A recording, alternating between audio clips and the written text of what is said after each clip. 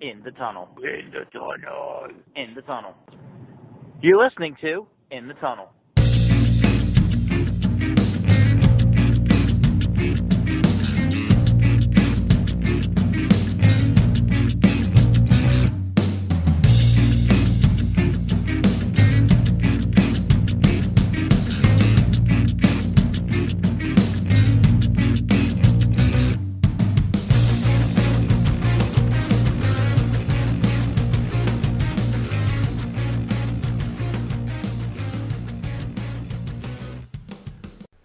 Hello and welcome to In the Tunnel. Today is June 12th, 2018. We're talking the wrap-up of the NHL and NBA season. We're talking baseball, and it is our 10th episode. My name is Jeremy. And I'm Sean. And we're here to recap the past week in sports. We decided to record a few days earlier than our less days in between from our last episode because, we weren't expecting that the NHL and NBA were going to wrap up, but yeah, they did. And now we're stuck in this I'll say that this lull where baseball is the only sport. Well, I'll say that we weren't expecting NHL to really wrap up as fast as it did. I thought they had the best chance of going one more game, and I mean, we'll get into it, but that was a possibility. But the NBA, we saw that coming. Yeah, I mean, we saw the NBA one going maybe 5 at the beginning of the series. So the fact that it went 4 doesn't surprise us. Yeah, it's I didn't get my gentleman's sweep that I was hoping for, but at the same time, I think the more realistic thing was that you saw after game 1, like, if Cavs weren't going to be able to hang around, then the series was done from the get-go. Yeah, I mean, game 1 did really put a dampen in the Cavs game. It's funny because you see how, like, the NBA breaks up the playoffs and puts, like, in these marquee matchups, like in the finals and the conference finals, they put, like, 3 days in between games. And you think, like, every game is its own thing. Momentum probably doesn't carry over with that much time between games. And then you get hit with, like, the J.R. Smith stupidity thing, and the Cavs losing game 1, which was just like, everyone was so befuddled, didn't know, like, why things didn't happen. And it kind of, like, set the tone for the whole series. Like, it was just that inability to take a step and be above the Warriors. It was more like playing catch-up for the whole series. Yeah, I mean, each individual game. They should have won that game for all intents and purposes. Right, and it kind of changes how you're able to sway momentum and take if the Cavs take a game in Golden State, whereas, I mean, let's be real, Golden State was going to take one, if not both of those home games anyway. Yeah. Golden State rarely loses, let alone at home. Yeah, but I mean, so, like, game 1 was their best shot, and they blew it. But, I mean, then the only chance they really had was game 3, and they couldn't do it. Mm-hmm. And game 1 was, for the Cavs, it was their kind of like surprise attack, so to speak, because it's like, everybody was counting them out or saying, like, the Cavs are going to go down early, kind of like we did. And then it's like, well, how wrong would experts and how quickly would experts have changed their tune if the Cavs took that game 1? Yeah, I mean, it could be like, this is a series now, and it still could have ended up only going 5 games. It would have been your gentleman's sweep. Gentleman's sweep. Yeah, and then, like, true gentleman, they had the chance. True gentleman lets everyone win. In game 3, really, like, it was close. But yeah, it was close, but never to the point where they would win. The Cavs were going to strike. Yeah, but I mean, those were. I at least thought that those were the only 2 chances they had to really do anything to the Warriors. Mm-hmm. And So once they didn't do that, or once they had that meltdown in Game 1, and then they couldn't do it in Game 3, it was over. Well, yeah, I also think that if a team shows that they are able to almost or barely win, like the Cavs did, like their peak level of competing in the series was to almost get to a win or barely. I mean, it was to if blow it in if the they last second of yeah, the game. if they had won a game, it would have been to quote unquote barely survive. So if 2 of the 4 games you barely survive or like almost won, compared to the other 2 games where skill is everything and Golden State dominates you in a best-of-7 series, that still will allow Golden State to win it because you can have 4 skill games the way that the pattern was drawn out to be. Like Game 7 would have been an absolute domination effort from Golden State, whereas Cleveland probably like Game 6 would have been their last one if this went 7. The way it was looking, there was no way that Cleveland was going to be able to put together back-to-back wins. I mean, I didn't see this going past 5 anyway.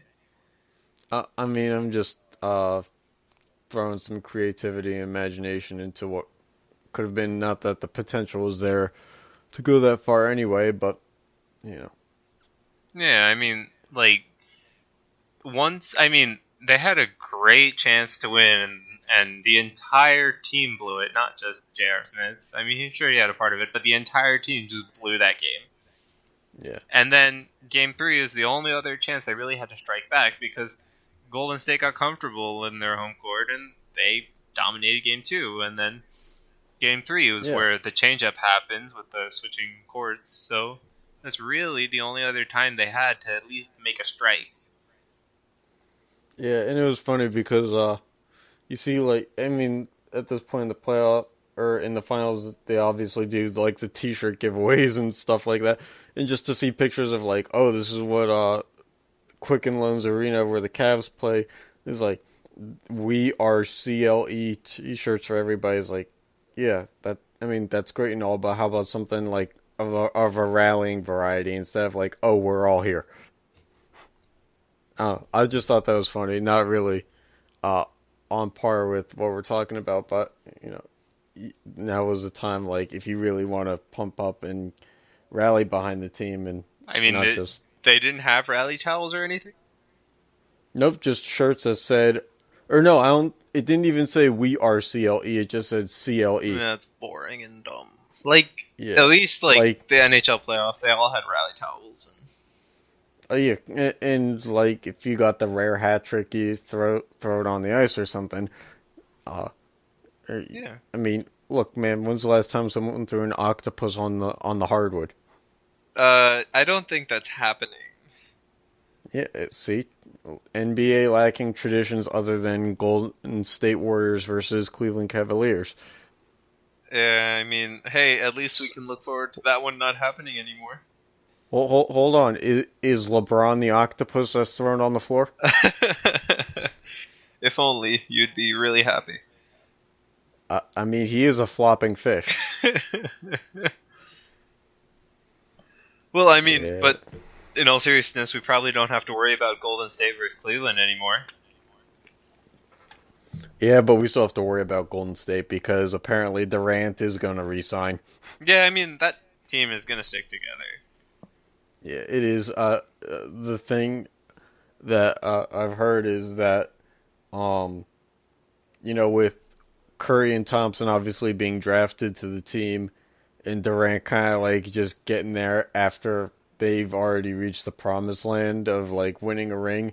It was like, the fan base is like, we really could take or leave Durant, and like the fact that Durant just like he's ring chasing, but he doesn't want to go on his own and do it.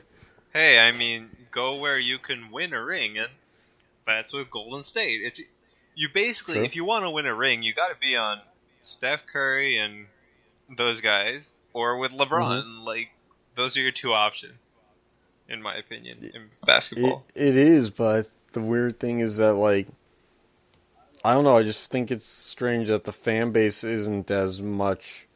I mean, Durant is a top 5 player in the NBA. The fact that the fan base doesn't, like, really uh, support him unquestionably is kind of weird. Um, but, at the end of the day, he's the one who controls that button. But it's going to make Golden State's bench even weaker next year. There's no way that they're going to be able to keep some of their better bench guys around. Yeah, but I mean, your starters are playing 30 some minutes a night anyway. That's true, but like when Golden State won their first ring a few years ago, they rolled with a deep bench and still got it done. So I thought that like that's kind of how the system in Golden State works best, is not to put certain amounts of pressure on any one player. I mean, that's why the Curry and Thompson dynamic works out so well. Is like, yeah, they both alleviate pressure from each other. Yeah, and then you have Draymond Green playing an outstanding defense, so that those guys who are like more one-way stars or one-way players can excel in what they're really good at. And then they would like have a schlub like Andrew Bogut or David Lee in there, like guys who were like, well, why were they just on this team anyway? But it worked, and then they would have Iguodala on the bench, and they'd have like Harrison Barnes, who's now in Dallas. They had a pretty stacked bench, and they got away from it. And over those 4 years, yeah, but you're not keeping that bench anyway, like, because they're gonna look to get paid. I mean, it depends on the age of the bench. True, but I mean, aside from some of the players, like, they're pretty young, some of them. Yeah, some of them. And I think that's kind of what forced some of them to take like starting positions on other teams, which is understandable. But if you're a bench player and bench player is your peak in your career, like you're on the back end of your career, not necessarily an older guy, but like you've kind of surpassed your peak years, then like you could probably get away with having guys just stay on the bench for 3-4 years instead of like losing guys every year. Yeah, but I mean, I don't think you're getting somewhere if your bench is full of old guys. Like, you do need some younger talent on your bench because you would still want to build for the future. Yeah, no, I understand that. You need some of those older bench guys to teach some of the young up-and-comers. But I think on a team like Golden State, the young and up-and-comers are like most likely to be second-round picks because they're investing so much into who's in the starting 5 now. Yeah, there's no way that any of those guys are going anywhere for years. Still, like, even if they're on the bench, right, and they're a young guy, they're gonna, like, they want a ring, right? What else do they need? Money. Yeah. Maybe. And some team is gonna pay it. Yeah, or you can get like just tons of endorsement money. Yeah, but I mean, some team is gonna pay them. It doesn't really matter. Yeah, I mean they'll all go to Brooklyn, play under max deals. I mean, as probable as that is, that's not gonna happen. No, Brooklyn would be the one team that that overpays for a declining bench player and be like, oh, he's going to show these new guys the ropes when we get our first round draft pick in like 2023. Yeah, that's exactly like Brooklyn. It is, and it's a shame too. But the other thing, getting back to like the series itself, we found out that LeBron James, quote unquote, probably had a broken hand that he decided to show the world only after the series ended, which was extremely funny because I don't think anyone was saying that LeBron didn't show up for the series or look like he played hurt Yeah, or like anything like I that. don't And think it's just he like, needed oh, an excuse.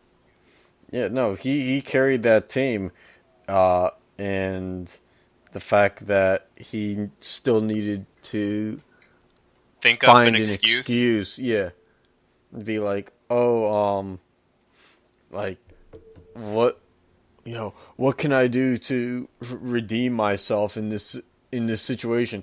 Is I have a like, broken hand, what guys, and here's the cast. yeah, like we didn't need you to redeem yourself. You didn't do anything wrong.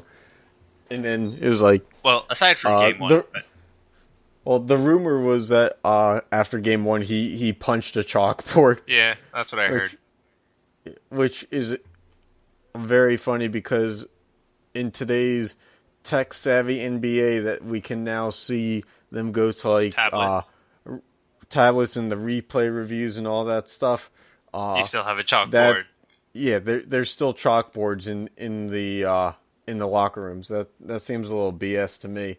And even if it was a whiteboard, it's like, come on, man. Yeah, whiteboards are a little bit more acceptable because they still have those because when you're drawing up a play. But I feel like a whiteboard has more give to it. I mean, if it's mounted on the wall, I don't know. Because you're still punching a wall at that point. Okay, but I feel a chalkboard is made of more solidified material than a whiteboard. Yeah, but I mean, even if you go, like, if you punch the whiteboard, you're more likely to go through it and then into the wall anyway. So, I mean, whatever. I mean, he had a broken hand, so what? I mean, he still played fine. I mean, but if he punched a chalkboard, don't you think LeBron James is strong enough to Go like through do the enough chalkboard? damage? No, to do enough damage that like someone on like the Warriors or like in the arena's staff would have been like, oh look, take a picture of like this hole or like crack in the chalkboard in the Cleveland locker room. Yeah, I mean, that's what I would And, expect. yeah, and that picture hasn't surfaced, so. We'll never know. Yeah, we never will. But it was really funny, and especially because he stepped to the press conference table, and he like, he's like rolling his wrist and like moving his hand that's in a cast, which is clearly just like gauze and tape. It's not even like a real cast. He's like just making these motions. So it's like, okay, so your hand probably isn't broken if you're like moving it so easily. And I just thought it was hilarious that like oh it's probably broken. It's like there's now trainers that would have been able to tell you like, oh, like let's feel this no sign of swelling that a trainer could have told you like yeah, this swollen area, that's probably an indicator that it happened. Is just no, it's probably broken. I mean, yeah, there was not really a medical explanation. And, Yeah, I mean, there was. it's LeBron James, so you have to assume that they did something to check if he actually had a broken hand. I'm assuming that they didn't because I mean, he never comes out of the games in the finals. Well, I'm not talking about during the game, but, like, Oh yeah, after. It was really weird. And then to like play 3 more games Yeah, it makes on no a sense. quote unquote broken hand. There's no way you're playing 3 finals games on a broken hand, let alone 1. Yeah, exactly. It was just sad, to be honest with you. Yeah, but I mean, People will say that he was like incredibly tough, and I mean, I think he well, played fine. I don't think he needs to use a broken hand as an excuse. Like, there was the one big mistake that he, along with the rest of his team, coaching staff and players included, made in the first game, and that's it. Mm-hmm. Like, his broken hand wasn't gonna stop Steph, Clay, and Durant from scoring on offense. Yeah, and I mean, thus concludes the expected outcome of the NBA Finals. Yeah, it's a soft league. in my opinion. I And mean, this is what we've waited just 82 regular further season games verification. for, plus the playoffs. Like, Well, in the playoffs, it was like some dude on the Rockets like had like 3 molars or something like in his mouth that he had to have removed and still played. It was like, really? Come on. whatever. It's like in the NBA world went crazy, like, oh, this guy's so tough. He had 3 molars taken care of. His I mean, getting to the yeah, point where you need to remove your molars is pretty bad.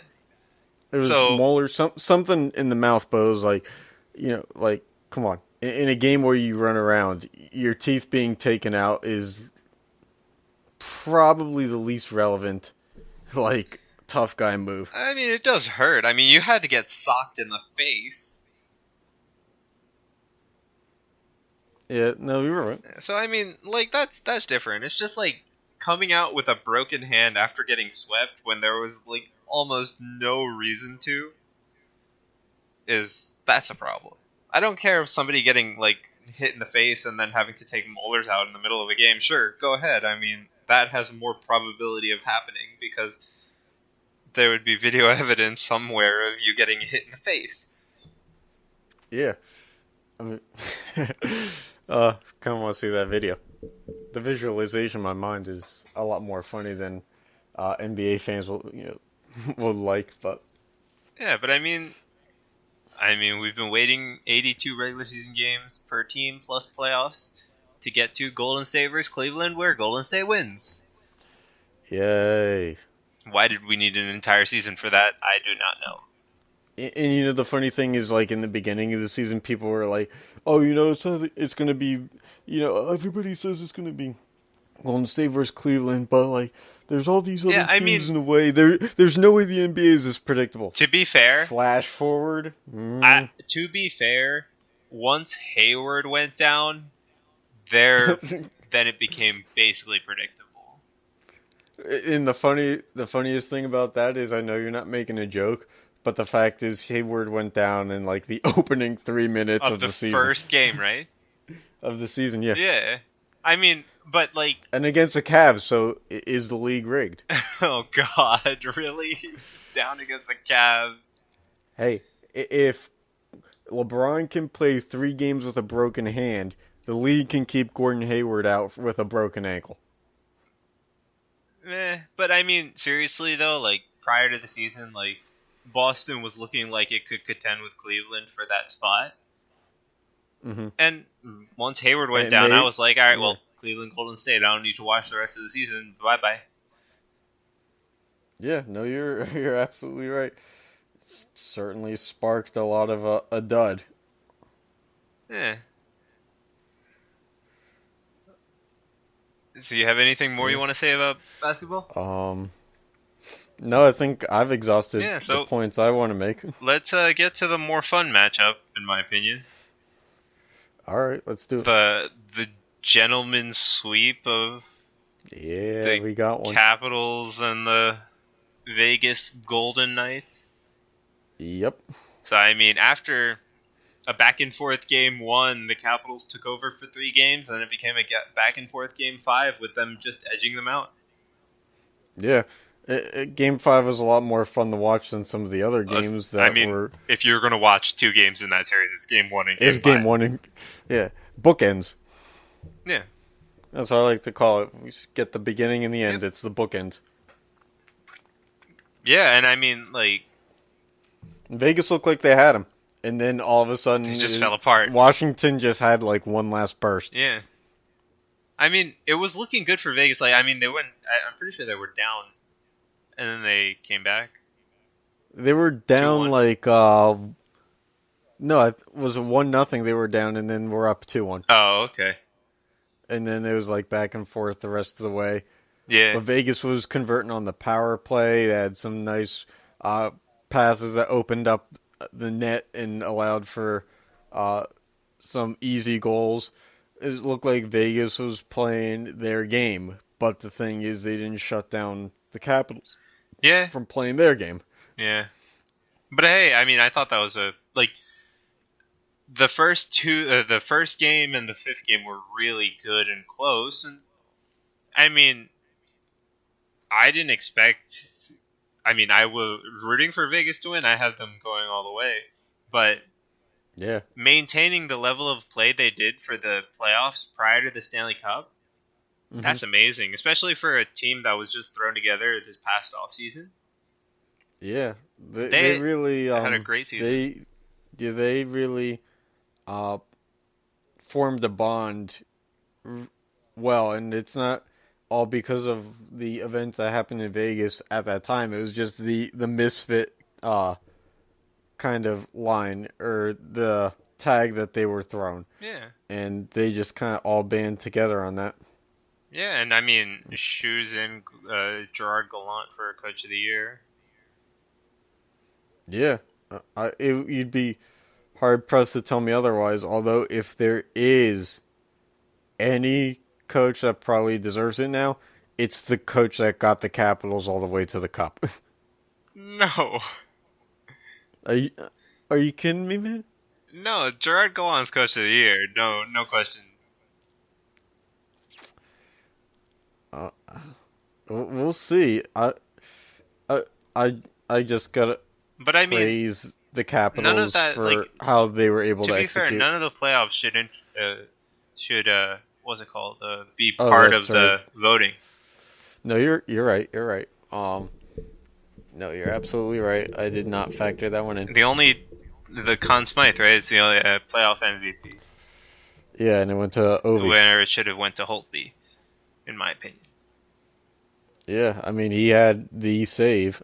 He had great saves throughout, like, all of the games, really, that really made the Capitals stand apart from Vegas. Because he made some great saves in a couple of, like, those games in between where we're saying that they weren't that great to watch. I mean, Vegas still had their chances, so you can't just count them out, and Holtby was there making great saves throughout the series. Yeah, he shut them down.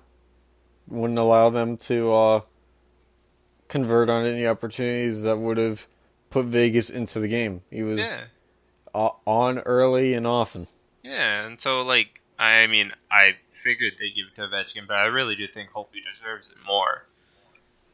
Yeah, I think there's just too much of a storyline for Ovechkin to have not given it to him. Yeah, but, I mean, we're supposed to be voting on the most valuable player of the playoffs, not the most interesting story of the playoffs. Yeah, plus didn't Kuznetsov have more points than Ovechkin? I'm pretty sure. I thought Kuznetsov was like number one in all the playoffs in points. Yeah, I mean, I could believe that. I don't, like, nobody from Vegas was close, I don't think. Yeah, and if Vegas won, it was going to be Fleury. Yeah, hands I don't down. think there was any dispute, yeah. And I feel bad, not just because a Penguins fan, but like because, you know, for Fleury to be on a team that loses in 5 games, and it's kind of like the LeBron thing without the excuses. Like he showed up, and the rest of the team it wasn't able to like help him get it done. Middle of the book, they weren't there at all. Yeah, exactly. But I mean, to be fair, they showed up like games 1 and 5, and they gave them a fighting chance. I mean, couldn't pull it together at the end, but no, you're right. And look, it's hard because like Vegas did give up more goals than we were expecting them to. Oh, definitely. But that, I mean, that's more attributed to the defensive play than the play of Fleury. Right. It was the inability to shut it down as opposed to the ability on there for the goaltender to stop pucks. Yeah. And that's another reason why I thought the Conn Smythe should have went to Holtby, right? He was the most integral part of them winning. Right. Because he stopped Vegas from doing what they do in those middle 3 games. Mm-hmm. No, you're absolutely right. Again, it just comes down to the story. Yeah. They weren't going to let Ovechkin go 14 years without making a final, and then to win the cup and be like, oh, you know, it goes to somebody else. the league benefits from saying that one of their poster boys did it. Yeah, I know. But hey. It's a shame because I mean, but if the Capitals go back in the next 5 years and win another cup, then it'll be someone else. Hey, you never know. Oh, Maybe I'm this time, hoping maybe that that time I'm Ovechkin hoping will actually deserve it. I'm hoping that I never will need to know, Sean, because You and me both. although I will say that I had a lot of fun uh, in my apartment complex going to work the next day, and I don't know if a dude like went up to DC and celebrated, and then was just in the complex going back from like a long drive or whatever, uh, and going back to his apartment. But he was in an Ovechkin shirt, and I made sure that I rolled down the window and I said, "Well, hey, Pens still have 5." And then I rolled up my window and I went to work. Oh boy. You have to rile people up, don't you? I mean, it's the New Jersey way. Of course it is. Not something I'm proud of, but it is. It is roots. Oh boy. It is roots. You got to poke the bear. Of course we do. And speaking of bears, Ovechkin will not stop celebrating. Yeah, we'll see. As he should. As he should. He is living it up. But he's at this. He's like drinking to the point where like he's never like fully gone to the point where he blacks out, but he's just at that fun drunk all the time. He took it to the Nationals game, took it to a water fountain, or not a water fountain, but like a fountain statue, and was just like swimming in it. Take a penny, leave a penny, and there's Ovechkin. Yeah, he's been going crazy. It's been wild, and look, 14 years of pent up energy will, I guess. Yeah, but when's he gonna give the cup to his rest of his team? I'm guessing when he's arrested for like public indecency. Oh, yeah. Do you really think Washington's gonna arrest Ovechkin for public indecency? I mean, he was swimming in a fountain, so my guess is no. So never. I'd say maybe if he swims in the pool aside the Washington Monument, then maybe. But why would he celebrate there? Why would he celebrate in a regular fountain, Sean? I don't know. I mean, go big or go home. So bring it to Russia. I'm sure eventually he will. He's gonna bug it. He's gonna bug the Stanley Cup. And then he's gonna give Putin his championship ring. Of course he will. I mean, fucking Bob Kraft, the Patriots owner, gave his to Putin. Oh, of course he did. Yeah, so why not one more? Yeah, but hey, his team won, so he can celebrate all he wants. He can. I heard some fan say the Capitals could win like 15 games next year, and it will all have been worth it for what happened this year. I mean, yeah, they've been waiting for a while as fans. And the other thing is the team hasn't been so bad. Like, they weren't in a drought or anything of 20 years. Yeah, no, they came off of back-to-back President's trophies. It's not like they fell from grace or anything. They've been waiting for one. So, hey, I mean, I can understand that.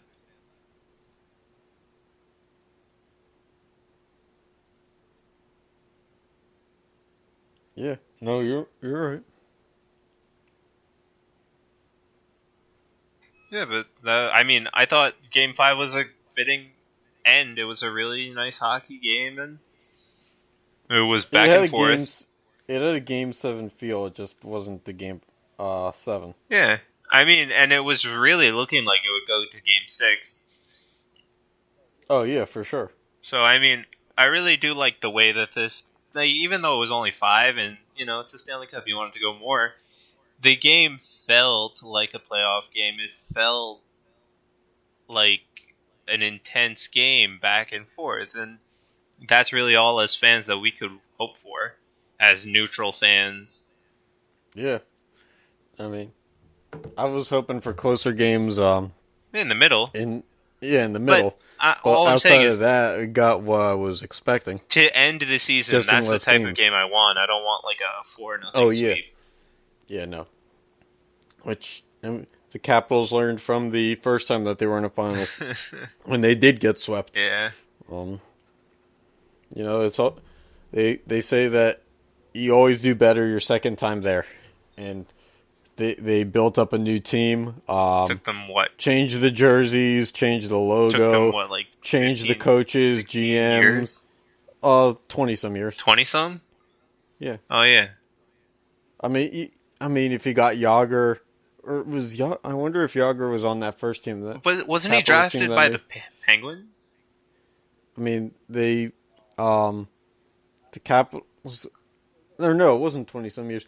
The Capitals made it like 2000 to the Yeah, final. 18 years.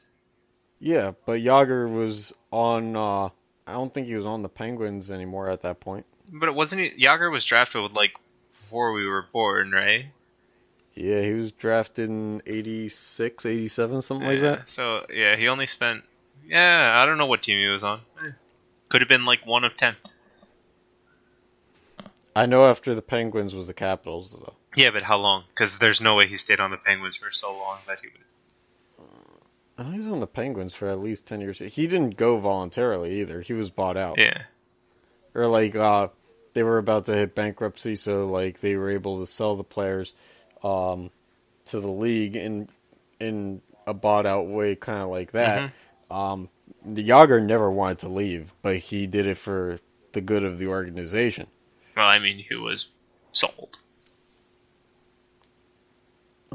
It's not like their bottom. Yeah, but I like mean, bottom line wingers were going to make it. I don't think like he doesn't spend so much like in any of the other teams. How long did he actually spend? Was this like max? I thought he moved around quite a bit after that. Yeah, after that, I don't think he spent more than like 3-4 years most with the team.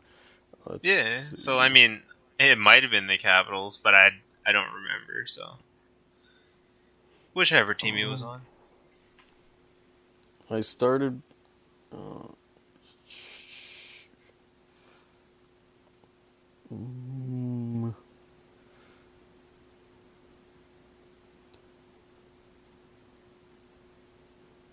No? 11 seasons with the Penguins, Penguins up till 01. Then 3 years with the Capitals, 01, 02, 03. So and right 04. after they got to the Yeah. yeah. And then 1, 2, 3, 4 years with the Rangers. 1 year with the Flyers. 1 with the Stars. 1 with the Bruins. 1 with the 2 with the Devils. Yep. 3 with the Panthers. Yep. And a few in like 20 games with the Flames. And then in between that, he had time in Russia, etc. Right, KHL stuff like that. Yeah, so I mean, it's just after. So Yager watch, man. Yager watch. It could come back. Oh boy. You can't rule it out. The dude is just. Didn't he get he's like the severely undead. injured in the Czech Republic or something? It'd probably be easy to convince me that it happened. I don't really pay attention to what goes on in the hockey leagues overseas yet. Yeah, but I mean, it's Yager, so the one hockey player we will hear about overseas is him. So. Yeah, I mean, and Kovalchuk. Yeah, but I mean, he's trying to come back, so it won't be overseas. Yeah. Anyway, anything else you want to talk about in terms of hockey? No, I mean, again, like I said, I thought it was a fitting end. The last game was fitting for a finals game, and that's all I could ask for. Yep. And now we get to baseball. Yep. So this week we go NL Central and AL Central. Took some screen grabs this morning. Indians atop the AL Central. 5-game lead with the Tigers, Twins, within 6 games of first place. Then you have the White Sox and the Royals rounding out the bottom. Yep. So, I mean, it's pretty predictable in terms of who's on top, but in terms of performance and consistency, Cleveland is having a down year. Definitely. Their team ERA last year was 3.3 or 3.30 ERA, led the whole MLB. Year before that, when they had made their run to the World Series and bought pieces at the deadline to get better, they had a 3.84. This year it's a 4.13. They're, I think, 17th in baseball in team ERA. Can we also just mention how they're the only team over 500 in their division? Yeah, that's not good, especially because the Tigers are supposedly in a rebuild. Yeah, but I mean, still, So that like, speaks how to do where you this have division four is. teams under 500? Like, and they're not just like barely under 500. Like, the Tigers are 5 games under 500. Twins are 6, and then the other 2 teams are just out of there. Yeah, no, you're absolutely right, and it's weird because like the Twins are supposed to be one of those teams that like was on the upswing, and like they made the wild card game last year, and they have the pieces like Dozier and Byron Buxton to build around, and like they just can't quite put it into drive and really make some spurt up in the standings. They're just like a mid-level team. Yeah, and I mean, none of the teams in that division are really showing that they could be a playoff contender. Well, the thing is that the Tigers have the payroll and have shown that they'll spend a lot of money for pieces to be a contender, and now they're this devoted to this rebuild. It makes me curious as to like if they're still in this spot around trade deadline time, what they do. Because if it is a rebuilding year, they may just ride it out completely. But if they think that like they can make the playoffs, even though they probably don't have the team to go far in the playoffs, if they'll try to buy in. I don't think they're buying in at all. I think they just ride it out. No matter what. Yeah, it's just tough because you only have so many years of Miguel Cabrera on the top of his game left. Yeah, but and like even now he's on a decline. Also, like, you gotta look, and I think this division you have one team coming from it into the playoffs, right? Yeah, unless someone surprises us. No, I don't think so. I'm not going to rule out the Twins just yet because there's still a long way to go, and they did make the wild card game last year. They haven't shown signs of like completely deteriorating. They've just been pretty abysmal. Yeah, they've been stuck in neutral. Yeah, but I mean, sure, if the Twins can somehow pick it up, sure, but I still like right now the Indians are at the top with a 540 winning percentage. Right? That's like crap. Yeah. To be at the top of your division with a barely over 500, you're what? 5 games over? Yeah. Not great. I mean, but like if the Twins... I feel like the AL Central has been like this for like 5+ years now. It's just like it's a first place and then the rest. Yeah, but I mean, if the Twins want to even like contend, they gotta start to pick it up, right? Because they're 5.5 games back. So I mean, they have to at least keep up with the Indians. Yeah, and the you're Tigers. Absolutely right. No, you're right. And I mean, sure, there's still like 90 games left in the season for most of these teams, 90 some. Mm-hmm. Yeah. But I mean, I'm just gonna agree with you. We're getting closer and closer to like All-Star. Yeah, because we're almost at the halfway point of the season. Yeah, less than a month away. So this is when you really have to show that you can be a contender by winning the important games around now, because if you just start to pick it up after the All-Star break, it's probably not going to be enough. Yeah. Like, you need to show some semblance of getting better right now so that you can ride something out of the All-Star break. Yeah, and some teams, they get a little kick in the pants boost from if the front office will acquire assets at the deadline to kind of like be like, oh, we're behind you here, like make a push. But for the most part, this is that you need that push before then to kind of sway for that second push to happen. Yeah, you need to show the front office that you're willing to go the extra mile, so they are willing to go the extra mile. Yeah, everybody's got to scratch each other's backs. Sure, we can use that analogy. I mean, I'm not trying to make a joke here. That's literally what it is. If the players don't make the front office look good, then the front office sells off the players. Yeah, I agree. But I'm a little disappointed in how small the window was for the Royals. Like, they went from World Series champ to literally double the amount of losses. Yeah, because like that next year after they won the World Series was like, what's wrong with the Royals? And now it's just like, just completely in the garbage. They literally have twice the amount of losses they do win. Yeah. I mean, that's just math. At 22 and 44, you've doubled your losses. Yep. I mean, so yeah. I really don't see more than one team coming out of that, and I'm looking at the Twins to really be the drivers for that division to see how it goes, right? Because if they can if they have the chance at contention, right? If they can start to win their games and even just keep up with the Indians, really, because I think the Tigers aren't going to be a major player at the deadline. Then I think if anything they'll sell. Yeah. Might as well get some more assets for the rebuild.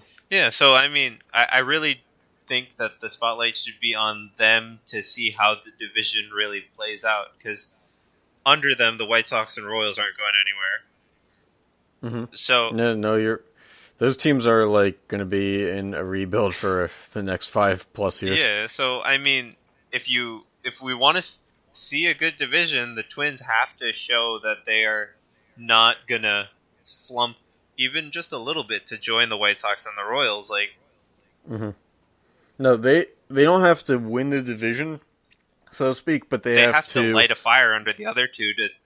Right, they have to chase and be like within striking distance, and when I say striking distance, I mean like at most a game and a half out. Yeah, but I mean they have to light a fire under the Indians and Tigers to like win their non-division games, right? To keep up, because if at the end of the year you see a 540 win percentage at the top, you're like already only one team's making it from here.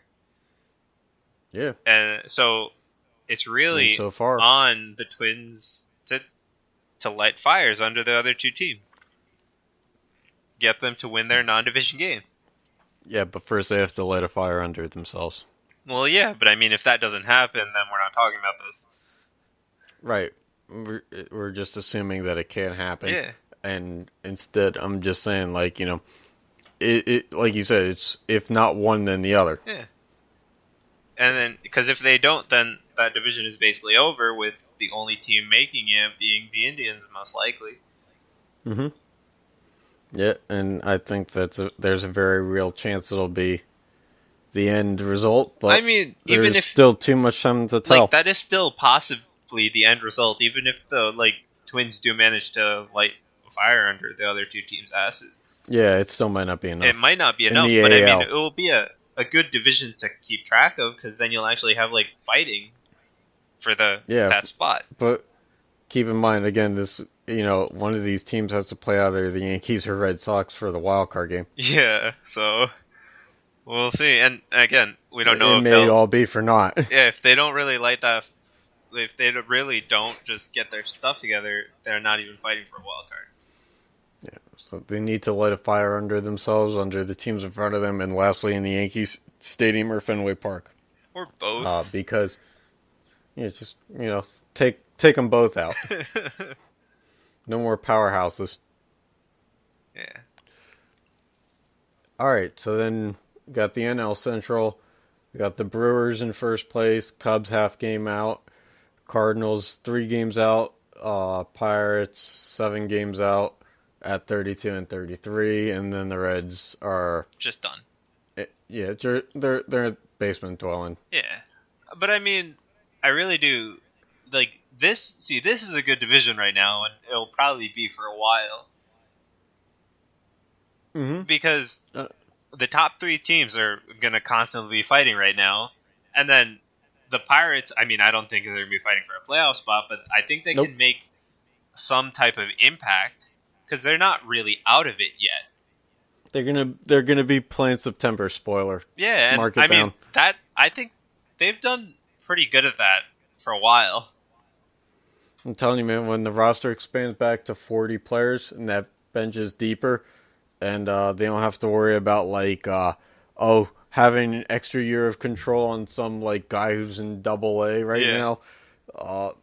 That's when they're going to be the most dangerous because they literally have nothing to lose. Yeah, but I mean, I think they're going to do well at that, and even right now they're not completely out of it, but they're not going to be a playoff team. But they're going to ruin 1 or 2 of those teams' chances. I'm just looking for them to be good enough to not sell off some of their top up-and-coming talent, and just good enough that, they don't, I'd like to see a near-winning season, maybe a winning season that, keeps everybody optimistic for the next year. But at the same time, when they traded away McCutchen in the offseason, I was like, okay, this is going to be the start of another, 15-year wait. All right, and I mean, I'm pretty sure I brought this up before, but what did you expect? I didn't think they'd keep McCutchen as much as they probably should have. I think I told you, I expected the Pirates to be as incompetent as they always are. Keep the guy and then, sell him when he's, on a 10-game hitless streak. Yep, sounds like him. It's the Pirate way, but they'll never fire the GM. Yeah. Or the ownership that, does not care about the product on the field. Yep. But hey, make sure that they have their fireworks every Friday so that when you don't show up, you can see them from across all the bridges. Fucking losers. But hey, as much as, they're not going to be in the conversation for a long time until we get to being September spoiler. Yep, September spoiler. Mark it down. That's when the season starts if you're a Pirates fan. Yeah, and the rest of the division and it ends about 2 really weeks later right now, and it's looking like it could be this way for at least going into the All-Star break. You're going to see probably they are not going to separate too much. Yeah, well, the Brewers, they had kind of the same start, but but they had more losses. They were above 500 around this time last year, but it was more closer to 500, and then it kind of fell apart just enough for them to miss the playoffs. And you had the Cubs and I think the Cardinals. I could be wrong. I just am. It's one of those automatic things that the Cardinals will find a way in. The Brewers, this is their second chance at cracking the code, and they're doing it pretty well. I'm not convinced yet that they're going to run away with the division, especially because, like you said, this is a close enough division with the top 3 teams that anybody can make that move. You can never rule out the Cardinals and the Cubs. The Cubs are just forking over big contracts and trying to get something out of it, and they're playing pretty well. They started slow. They've also had some series where they look bad, but they've kind of put together enough pieces so far in the season of late to be back within striking distance at half a game out. They're capable of going on a big run. I don't know if the Brewers are capable of going on a huge tear in the second half of the year, whereas the Cubs, I feel, are. Yeah, I mean, they're built for that. I think that the Brewers really need to make their splash now because I think they can glide through the rest of the season after the All-Star break. But aside from maybe a small surge after the All-Star break, I don't think they're going to make their splash then. Yeah. They need a really strong first half to give them a little bit of wiggle room to kind of like have a minor slump. Yeah, like glide in the second half and still bounce back. Yeah. Because you don't want to slump in late August, early September, and then you're like 5 games out when the regular season comes to an end. Mm-hmm. If you're gonna strike now and then give yourself a chance to slump like mid-July, late July, and then rebound, then you have enough gears turning when it's playoff time, and you'll be in the race at more likely than not. Definitely, but I mean, and this is a division where you probably will have 2 playoff teams. Yeah, I can see it, especially because it would be crazy if the Cubs were in the wild card game though. Just looking at the standings now is like, look at what the Cubs have done and like the team that they have, and for them to be in the wild card. Yeah, but the team that I'm gonna say, I think the Brewers can I don't think they're gonna sustain this really. So I think they're the one that's easier knocked out of the 3 than the other 2. Yeah, I think the Brewers is going to take multiple attempts to sustain a truly successful season, but they're improving. Yeah, and it kind of has me curious as to how long their window of success will be once they reach it. Yeah. Because I think a lot of their guys are in their prime already. Yeah, but I mean, through 65 games, this is nothing to sneeze at. They're doing really well. Yeah, they are. No, I'm not dismissing anything. I'm just curious.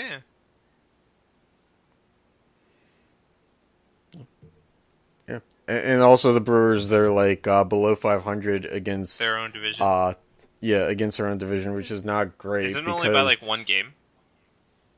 2 games, but still, it's not great. Yeah. Because when it comes down to later months of the season, you have to have those wins. Yeah, definitely. Because those will be tiebreaker. Yeah, but that's why I see they're the team that, even though it's kind of obvious they're the team at the top, so they're the team that you're looking at that needs to slip. But I feel like even if they weren't at the top, they're the team that I'd expect to slip the most out of those 3. Look at the Cubs, 8-2 in their last 10. The Brewers 4-6. They may be slipping as we speak. Yeah, we'll see. They're just in a good spot right now. Yeah, we'll see. Yeah, but that's all I have. It's good to look at a solid division, so to speak. Yeah, that has some contention to it. Yeah, and I feel talk more about the Cardinals, but it's just every year that there's a 70% chance that they're going to make the playoffs, and then by late August it'll be they're going to make the playoffs. It's just what they do. Yeah, but it'll be good because this division has 4 teams that we probably continue talking about because the Pirates are going to come back. We're going to rekindle September. Talking about them a little bit before September rolls around. So. We'll see how depressed I am when we get to that one again. You've been a Pirates fan for 20-some years, I think. Oh, the level of depression is not really being depressed as much as it is expecting just the not outcome. paying attention to it. No, just not paying attention to it as much anymore. Be oh, they lost. What else is new? Yeah, so you expect the outcome. I'll still check the scoreboard. I'll still look at a few home run highlights, but it's I'm looking at the player that they just called up, Austin Meadows, their outfielder, being is this guy going to be a good player for the future, and not really care about the score. Is this guy going to be a good selling for the future? Yeah, in 5 years, he might just get dealt to the Mets. I don't think that one's a little out there. We trade to the Mets a lot. Yeah. That and Houston, for some reason, Pirates and Houston are big time trade buddies. Hey, They send us Wandy Rodriguez. We send them Garrett Cole. Yeah, it must be the GM. Morons. Well, no. Houston's GM got a ring. But I mean, your GMs must be buddy-buddy. Yeah. Oh, and the Red Sox. We trade with the Red Sox, but never get the players that the Red Sox like paying big money to. And the Yankees for some reason. It's like... You trade with every team, dude. I mean, we got Cervelli and AJ Burnett from the Yankees. Like, those are our two biggest acquisitions ever. Oh, and Ivan Nova. Yeah.